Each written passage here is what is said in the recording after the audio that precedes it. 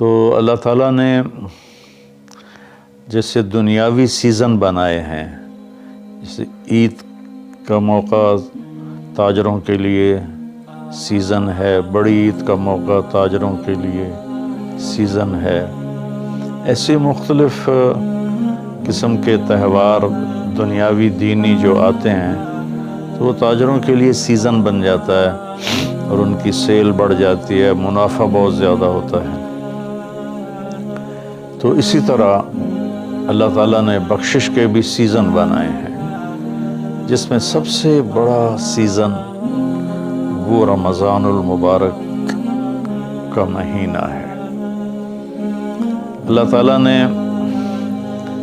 اس میں روزے کو فرض کیا، یا ایھا الذین آمنوا، اے ایمان والو، کتب علیکم الصیام، تم پہ روزے فرض کیے گئے ہیں۔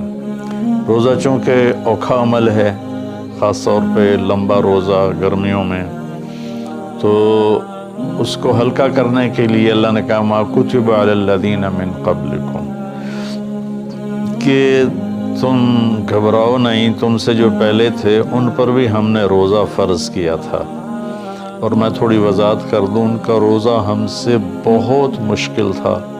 ان کا روزہ 24 گھنٹے کا ہوتا تھا، افطاری سے افطاری، سحری کوئی نہیں، افطاری کھا لی بس ختم، اب اگلے دن کی افطاری، 24 گھنٹے کا روزہ ہوتا تھا۔ ہمارے اوپر بھی 24 گھنٹے کا روزہ فرض ہوا۔ تو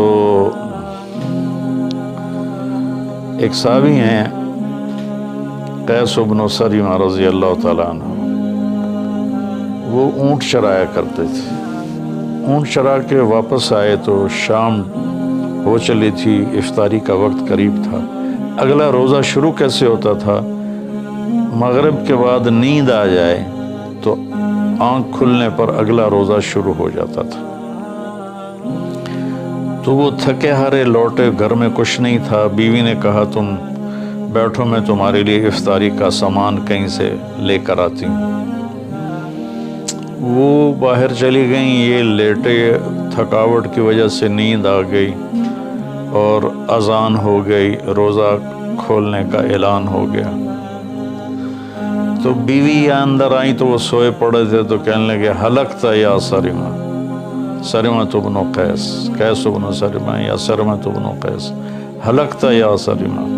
ان کی آنکھ کھل گئی، کہا کیا ہوا؟ کہا دوسرا روزہ شروع ہو گیا۔ تو وہ تو بڑے پریشان ہو گئے، ظہر کی نماز میں شریک ہوئے تو بے ہوش ہو کے گر گئے۔ تو آپ نے پوچھا کہ اس کو کیا ہوا؟ تو عرض کیا گیا یا رسول اللہ وہ مسلسل دوسرا روزہ رکھ رہے ہیں، افطاری میں کھایا کچھ نہیں تو اس کی وجہ سے بے ہوش ہو گئے۔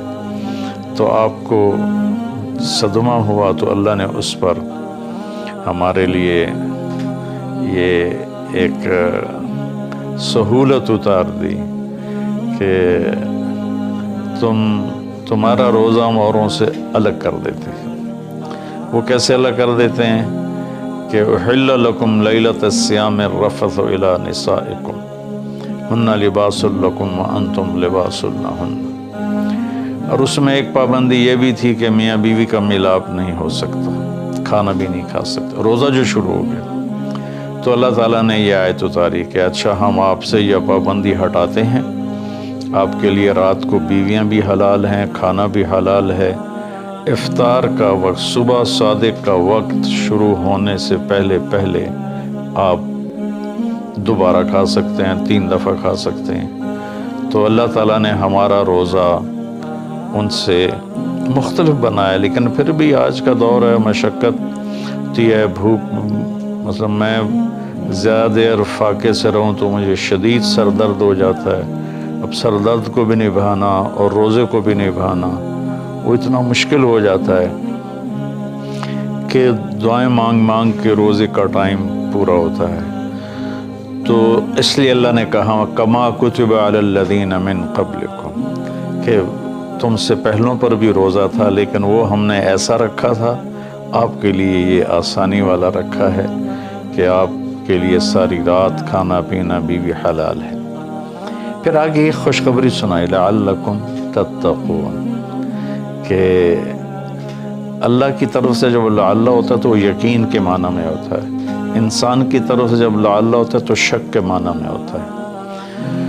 تو اللہ تعالیٰ نے کہا کہ جب تم روزے رکھو گے نا، جیسے روزے رکھنے کا حق ہے تو تمہیں تقوی نصیب ہوگا، اور اگر تمہیں تقوی نصیب ہو گیا تو قرآن ہی سے ہم سنتے ہیں کہ تقوی پر اللہ کیا دیتا ہے، من یتق اللہ یجعل لہ مخرج ویرزقہ من حیث لا یحتسب، کہ جو تقوی اختیار کرتا ہے اللہ اس کے لیے ہر تنگی سے راستہ نکالتا ہے۔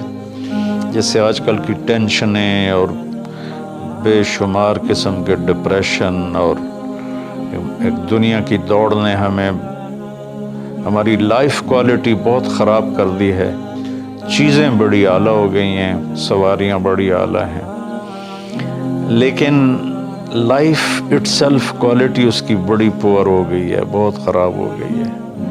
تو اللہ تعالیٰ فرماتا ہے کہ من یتق اللہ یجعل لہ مخرج، تو جب کہیں اس پر تنگی آئے گی ذہنی یا ظاہری یا باطنی تو اللہ اس کو راستہ دکھائے گا، اللہ ہاتھ پکڑ کے اس کو اس مشکل سے نکال کے باہر کھڑا کر دے گا۔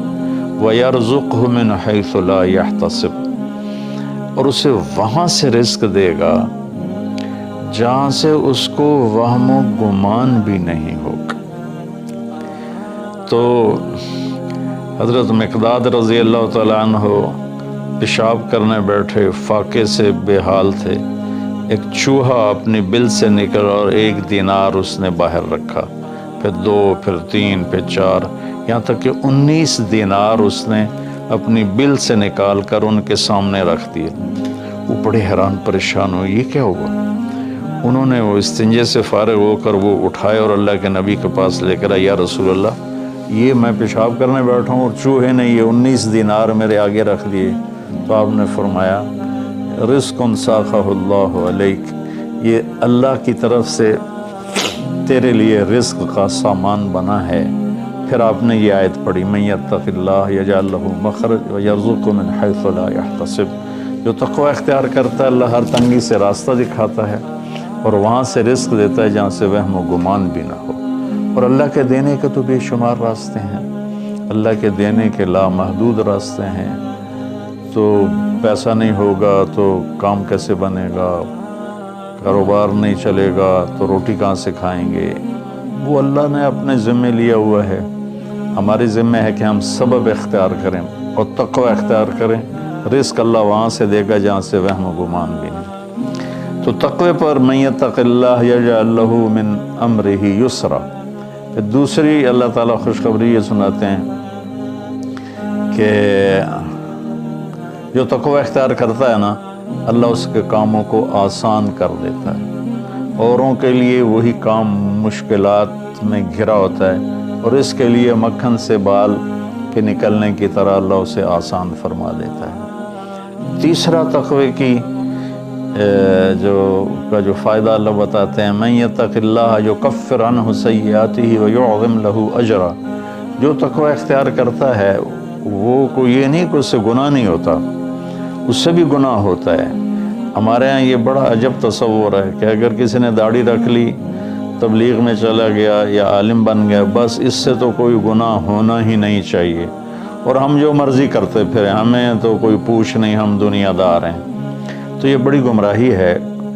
سوائے نبیوں کے کوئی بشر خطا سے پاک نہیں ہے، چاہے وہ کتنا ہی بڑے مرتبے والا ہو۔ خطا ہر انسان کے ساتھ لگی ہوئی، بلکہ وہ انسان ہی نہیں جس سے خطا نہ ہوتی ہو۔ تو اللہ تعالیٰ کہتا ہے یکفر عنہ سیئاتی، جو تقوی اختیار کرتے ہیں وہ اپنے گناہوں پہ نادم ہوتے ہیں، توبہ کرتے ہیں، تو اللہ تعالیٰ کہتا ہے ہم ان کے گناہوں کو مٹا دیتے ہیں۔ معاف کرنا نہیں کہا، یکفر مٹا دینا، ایسا مٹا دیتے ہیں جیسے زمیندار زمین میں بیج کو ڈالتا ہے اور وہ بیج میں اس کو زمین میں چھپاتا ہے اور پھر وہ بیج فنا ہو جاتا ہے اور اس سے ایک نیا پودا نکل آتا ہے، ایک نئی جان نکل آتی ہے۔ ایسے اللہ تعالیٰ فرماتے ہیں، یہ نہیں کہا کہ یغفر لہو، اللہ تعالیٰ فرماتے ہیں یغفر کا مطلب ہوتا ہے چھپا دینا، اور یکفر کا مطلب ہوتا ہے صفائی کر دینا، مٹا دینا۔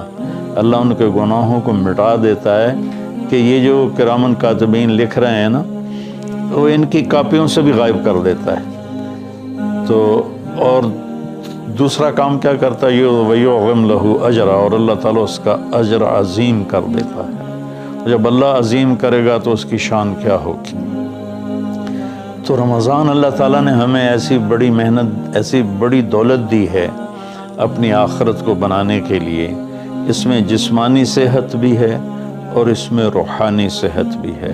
اس میں جسمانی صحت بھی ملتی ہے اگر روزے کے مقصد کو سمجھ کے کھانا پینا رکھا جائے، اور روحانی صحت بھی ملتی ہے کہ جتنا جسم پہ فاقہ آتا ہے، نفس میں روشنی پیدا ہوتی ہے، دل روشن ہوتا ہے۔ امام غزالی رحمۃ اللہ علیہ کا فرمان ہے، جس دن بھی میرے اوپر فاقہ آیا، میرے اوپر علم کا نیا دروازہ کھلا۔ تو اللہ تعالیٰ نے اپنے کرم سے ہمیں یہ مہینہ دیا، شہر رمضان۔ شہر عربی میں مہینے کو کہتے ہیں، اور شہر کا اصل مطلب ہے شہرت۔ تو مہینے کو شہر مشہور اس لیے کہتے ہیں کہ ہر مہینہ اپنے آپ ہی اپنی شہرت بناتا ہے۔ بھائی ابھی رمضان آ رہا ہے، بھائی اب شوال آ گیا ہے، یا جنوری آ گیا ہے، فروری آ گیا ہے، اور اس کے ساتھ ہمارے بے شمار دنیاوی کام لگے ہوتے ہیں۔ بھائی جنوری میں یہ میٹنگ ہے، فروری میں یہ میٹنگ ہے، مارچ میں وہاں جانا ہے، اپریل میں ادھر آنا ہے۔ تو ہماری بہت ساری باؤنڈنگ ہوتی ہے مہینوں کے ٹائمنگ کے ساتھ، اس لیے یہ مشہور ہوتے ہیں۔ تو اس شہرت کی وجہ سے مہینے کو عربی میں شہر کہتے ہیں، مشہور شے۔